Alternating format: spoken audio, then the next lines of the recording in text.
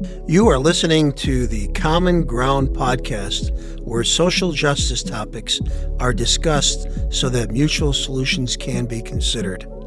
This program was created by me, Ziggy Kozicki. You can join these conversations by following Common Ground podcast on Facebook.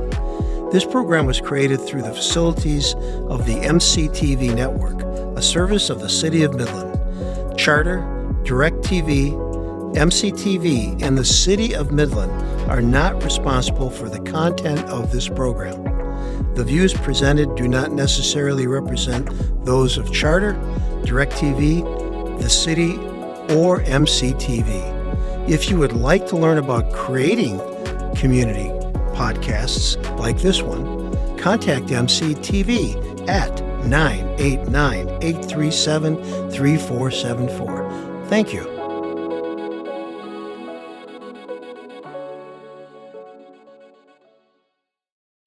Welcome to U.S. Common Ground. I'm Ziggy Kozicki, and I'm coming to you from Midland, Michigan. My guest today is John Helge in Manistee, Michigan. Today we're going to be talking about democracy. Democracy and authoritarianism are going to be two of the things we're going to cover. We'll start off talking about what democracy is, and I want you all to think about what you think democracy is. John is a person that I've gotten to know over the past few years, very strong activist in many ways. John, welcome to the program. Thank you, Ziggy, and thank you for having me today. Yeah. John, tell us a little bit about how you got involved in the whole process of democracy, but also the community life, those kinds of things, and why it's important to you. Oh my goodness, Ziggy. You ready for a story?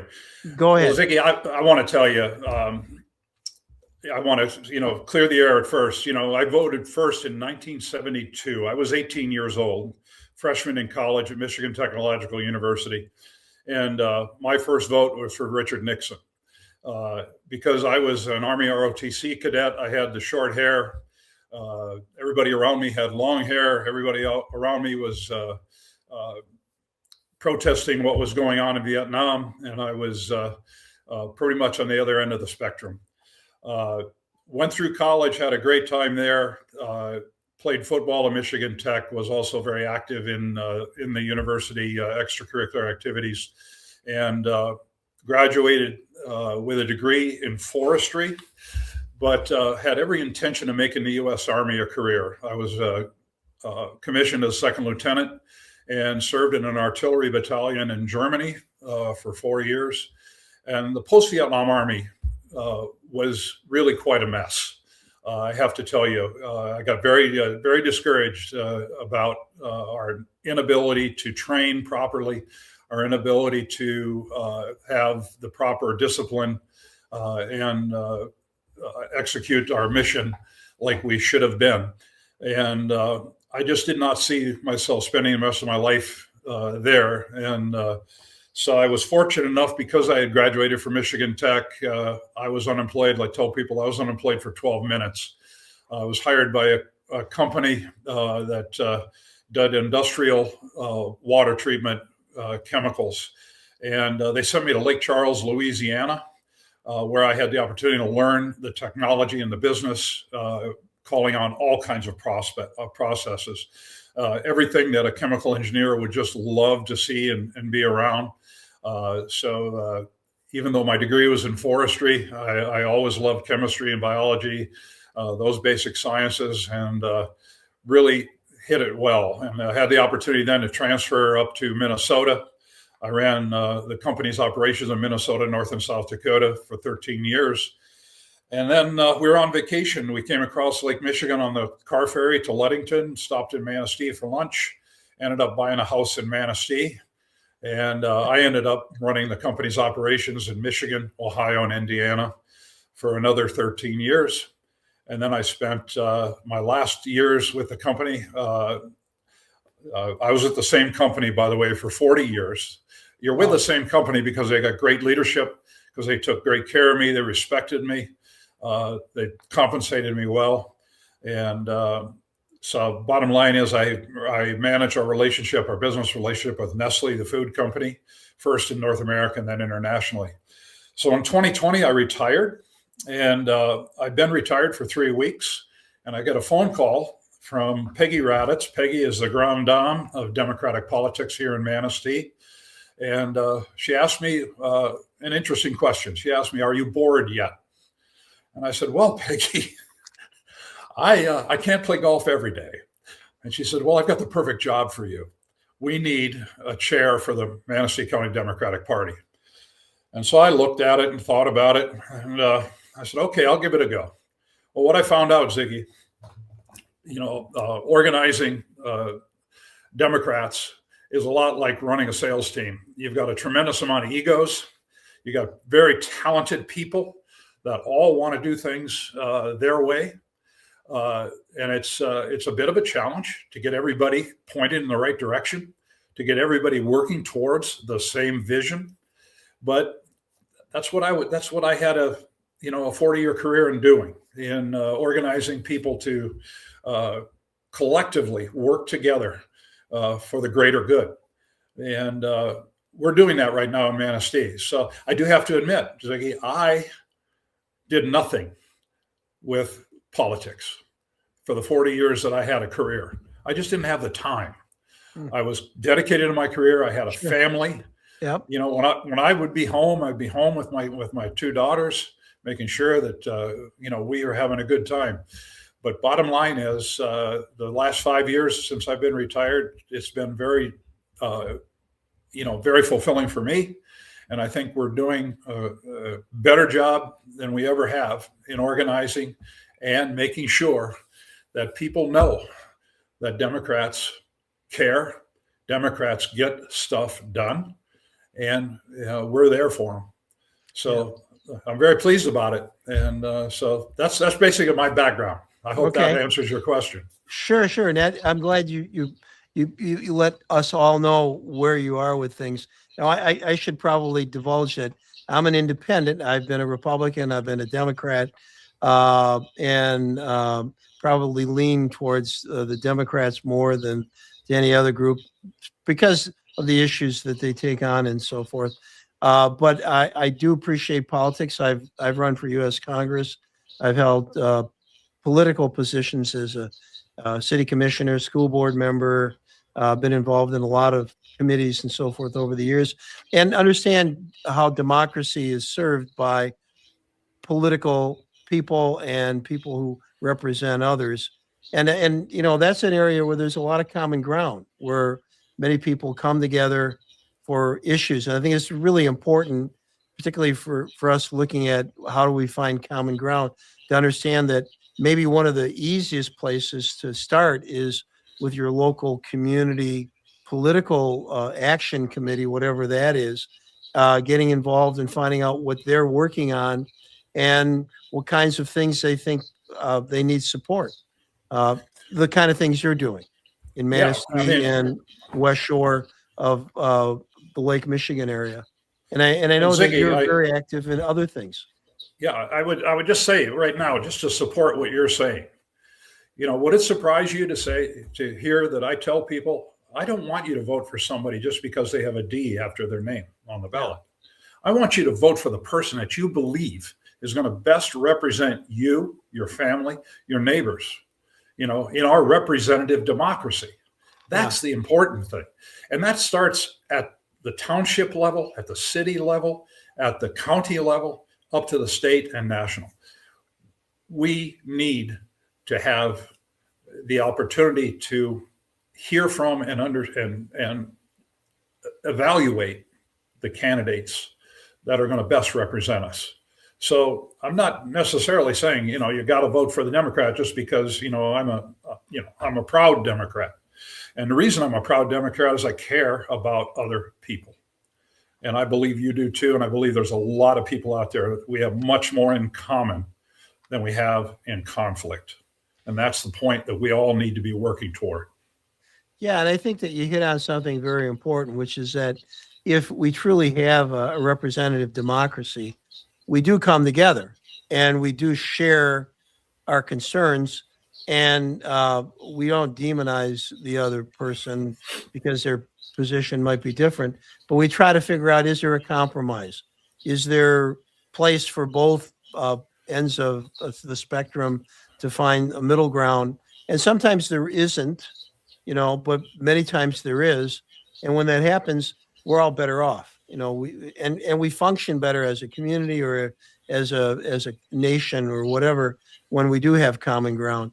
And I guess that democracy requires a lot of attention. In fact, I think of Benjamin Franklin's famous quote when asked if they could maintain a democracy in the United States, and he said, "It's a republic if you can keep it."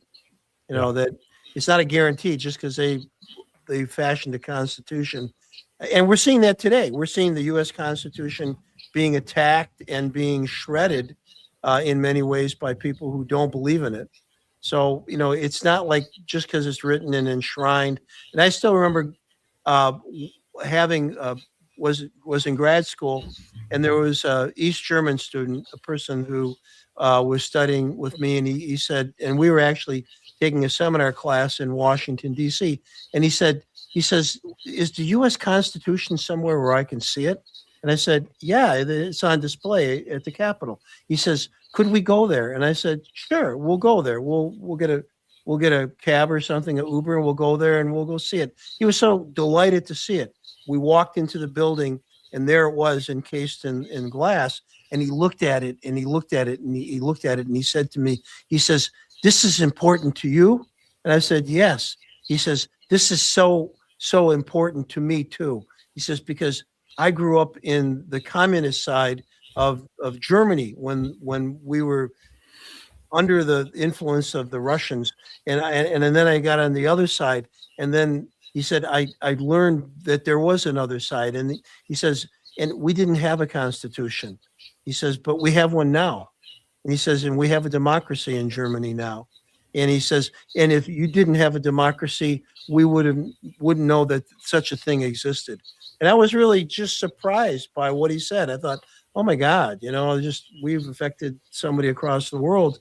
And this was important to him. And I thought to myself, how many people do I know who would want to go see the U.S. Constitution, under glass at the Capitol versus maybe going to the Air and Space Museum, and probably the most important document in the whole city is the U.S. Constitution. But Ziggy, it is nothing more than a piece of paper or parchment in this case. That's right. Unless, we take it to heart, unless we enact it. It's got to be an active document. And right now it's being literally shredded by the regime that's in place right now in Washington, D.C. And I don't say that lightly. I want to give people the benefit of the doubt. Mm-hmm. But my doubt has come to fruition. What's going on right now, and what was said yesterday by Stephen Miller, who's one of the scariest people I've ever heard, where he's talking about, power is the most important thing. Power is it's much more important than the international rule of law. He who has power rules. That's just a dangerous statement to make for anybody, let alone someone that's supposed to have the ear of the president, who is supposed to be one of the most powerful people in the world. But power in the hands of the wrong people right now, we're seeing what that does. And we've got to rise up and change that as quickly as we possibly can, using our representative democracy system. We do not need to do what was done 5 years ago, at our U.S. Capitol building in Washington, D.C. Yeah, this is the 5th anniversary of that insurrection. And, people like me that believe in the power of our representative democracy, we're going to organize, we're going to rise up, and we're going to change things in November of 2026. And this current president, this current wannabe dictator, is going to pay the price.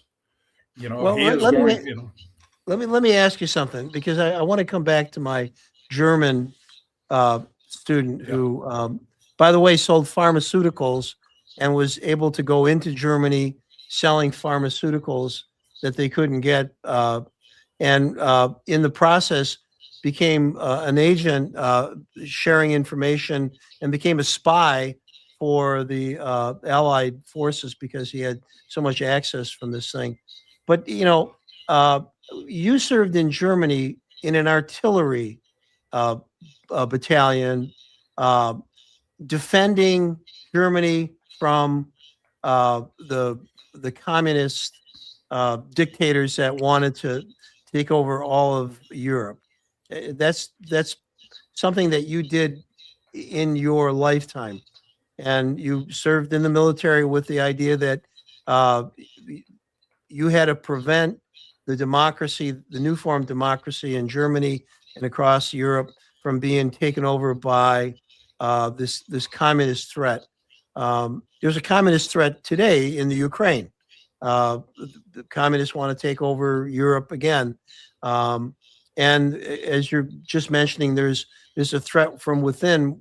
People want to some degree, either completely change or replace democracy in our country with a more authoritarian form of government. What does that make you think about when you ask other people to be concerned about this, and why is it that we should be so concerned about this? Well, Ziggy, it's very difficult. First of all, politics is personal and politics is local. When we think about what is going on worldwide, it's hard for us to understand and appreciate really what's going on in Ukraine. The Ukrainian people are standing up for their own freedom. They're standing up to a despot, to a dictator. And it's not communism, it's Putinism. Okay. Mm-hmm. He is an evil, terrible person. He and his oligarchs are, decimating the country of Russia. And their thoughts is let's go back to the old USSR. Let's go back to the Warsaw Pact. Those nations that were all aligned. I'm sorry. It's very difficult to get American people right now who are concerned about their healthcare costs doubling and tripling, are concerned about their electrical bill being as much as their mortgage or their rent payment, or are concerned about finding affordable childcare so both parents can work to make a living. It's hard for them to appreciate, what's going on in Ukraine. It's hard for them to appreciate what just happened in Venezuela. Let's all rise up and cheer. We've got Delta Force, amazing. They did great work. Okay, they went in there, they grabbed the president and his wife, and they helicoptered them back out and all that wonderful stuff. And they only killed 80 people. Oh, gee. And and we're only killing 110 or so in the boats that were blowing up. The fishing boats were blowing up, in the Caribbean. Okay. Yay, wow, go America. That's not the America that most of us want to represent to the rest of the world. But right now, the key point is American people are not satisfied with how the current regime is running the United States. And we have very little faith that they're going to be able to run Venezuela for the benefit of either the Venezuelan people or the American people. So, I'm not worried about communism. I'm worried about dictatorships. Let's face it. Putin runs Russia. Xi runs China. Okay? Trump runs America right now. And Trump runs America because we have a Congress that has abdicated all responsibility. All responsibility. Well, let me add to that, because you said something about democracy starts local, and you mentioned that it requires constant effort, but it also requires civic virtue. It requires informed participation from citizens who want to remain free and functional. And it's an emphasis on actively working on self-governance, on governing for self, and being involved in what's going on. As you said, community. All politics starts in the community. And if you don't care about your community, if you don't have any common ground there, you're certainly not going to care about anything else. And I think what you're saying is that if you don't take care of this, eventually what you end up with is a system like what we're seeing being transformed now, that is basically autocratic, that doesn't really require or ask for the demonstration of what other people think. It's a small group of people, oligarchs for the most part, who are very rich, who make the decisions. And uh, it's portrayed as a democracy simply because that's comforting, but not necessarily real. So, these things that you're talking about to get to self governance, to protect our individual rights, to ensure that government's accountable, and to push out any tyranny and corruption. Because I've heard our current political system is being described as crony capitalism, which we once experienced back in the 1930s with McKinley and others, and we moved away from that, changed that. FDR was a big proponent for creating more of a democratic, although he himself was a strong authoritarian leader, forced because of the circumstances he was in. So how is it that we get to a point where we're not just talking about this, not using words, and not getting into disagreements, but we're finding a common ground? Where is that common ground? How do we get back to democracy? Maybe is the bigger question. How do we get to democracy again without necessarily having a civil war? Because here's an interesting comment made. I was writing a chapter about Polish healthcare, and I was in Poland, in Warsaw, having lunch with an advisor to the president of Poland, and we were talking about things. And I said to him something about how far their government has come in forming a democracy. And he said, yeah, we've come a long way. He says, we're going in the opposite direction that you're going in. And I said, well, what do you mean by that? He says, well, you're going to have a civil war again. We're not, because we went through World War II. We don't want any more war. And I said, well, what about the Ukrainian situation? He says, that's a different matter. But he said, you're going to have a civil war. And I said, well, I don't see that as being a viable solution for a political end. And he said, well, it's up to you to change it. And I was just, I walked away from that lunch just stunned that an advisor to the president of Poland was saying that we're going to watch you have a civil war. And I'm thinking, oh my God, this is not really a position or point of view that most people probably even entertain. Well, I certainly don't entertain it. There is no place in America for political violence, first and foremost. Absolutely not. Nobody that I know, I respect, is advocating that. So, yes, there will always be differences of opinion. We can agree to disagree. And the other thing, Ziggy, is politics, democracy is not a spectator sport. You've got to get engaged. You've got to get involved. You've got to educate yourself. And what we need to do as organizers, we need to help facilitate that education.